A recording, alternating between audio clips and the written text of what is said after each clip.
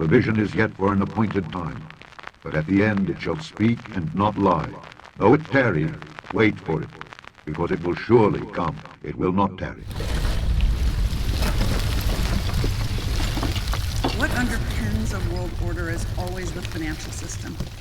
I was very privileged. My father was an advisor to Nixon when they came off the gold standard in '71, and so I was brought up with a kind of inside view of how very important the financial structure is to absolutely everything else. And what we're seeing in the world today, I think, is we are on the brink of a dramatic change where we are about to, and I'll say this boldly, we're about to abandon the traditional system of money and accounting and introduce a new one. And the new one, the new accounting, is what we call blockchain. It means digital. Can you imagine there ever being a time when men will not use money? A cashless society? The whole agenda is to create a one world government where everybody has an RFID planted in them. All money is to be in those special, right? There'll be no more cash. And this is giving me straight from Rockefeller himself. This is what they want to accomplish. And all money will be in your special. And so instead of having cash, anytime you have money in your special, they can take out whatever they want to take out whenever they want to. If they say you owe us this much money in taxes, they just deduct it out of your special digitally. Total control. Total control. And if you're like me or you, and you're protesting what they're doing, they can just turn off your special, and you have nothing. You can't buy food. You can't do anything. It's total control of the people. And that's connected to a database that has your purchasing records, what you do. Everything is in there, you know? And so they want a one world government controlled by them, everybody being special, all your money in those specials, and they control the special, they control people, and you become a slave, you become a serf to these people. We're going to change the banking system. We're going to change the currency. We are going to move to a cryptocurrency system, a digital system. And you know they're going to go to implanted RFID. I mean, you know that. I mean, it's coming. And you know what you will do? You'll do it. You'll just do it. When are we going to all have a chip planted into our wrist? I think sooner than you think. They're already making plans for this digital currency to be implanted in people. Guys, this is happening now. This is the mark of the beast.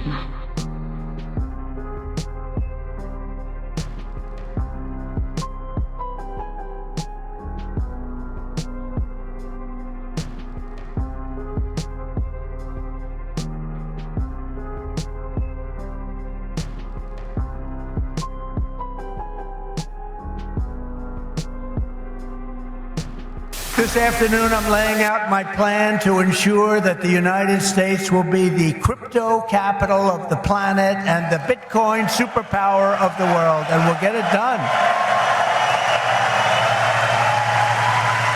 If crypto is going to define the future, I want to be mined, minted, and made in the USA. It's going to be. It's not going to be made anywhere else. And if Bitcoin is going to the moon, as we say, it's going to the moon, I want America to be the nation that leads the way. And that's what's going to happen. I pledge to the Bitcoin community that the day I take the oath of office, Joe Biden and Kamala Harris's anti-crypto crusade will be over. It will end. It'll be done. It'll be done.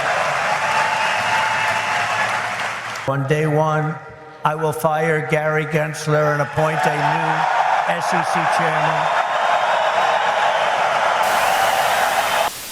Market sell-off, but not for XRP. It is exploding toward the $1 mark. Right now, it stands at 87 cents. This is a gain of 4.5%, as investors in the seventh largest cryptocurrency are optimistic about the future of the now $3 trillion industry under a Trump presidency.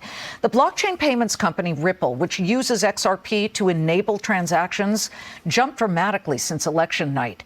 And it saw big surges earlier this week on speculation confirmed that its CEO held a meeting with the president-elect following his victory, and speculation that anti-crypto SEC chief Gary Gensler might soon announce his resignation, which we just talked about with former SEC Director Norm Champ. Ripple CEO Brad Garlinghouse is here in a Fox Business exclusive in studio to discuss all of this. Okay, a 70% gain since Election Day. Let me guess, you are a Donald Trump fan, at least, of a presidency as he oversees a crypto world that he's very open-armed to. For sure. Like, what a difference 10 days makes. We, for years in the United States, have had an attack on the crypto industry. It's been war. And we finally, I think, have, a crypto president. The crypto industry has embraced Trump. Trump has embraced the crypto industry.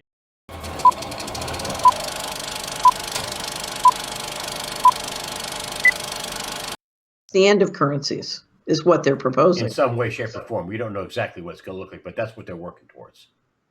Well, if you look at the planning and the design and the competition, it's fluid right now. You know, there's competition over what the design will be. It was very interesting. I won't bore you with all the details, but I had an incredible experience in Denmark a year ago, and I was trying to figure out what's going on in Denmark.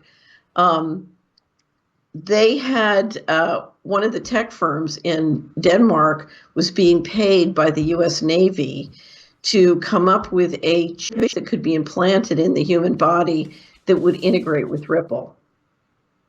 Yeah. So Ripple is a crypto, and it's one that's gotten a lot of promotion from the American establishment, in my experience, just my impression. So why is the U.S. Navy paying a Danish tech company to come up with an implantable chip that will integrate with Ripple?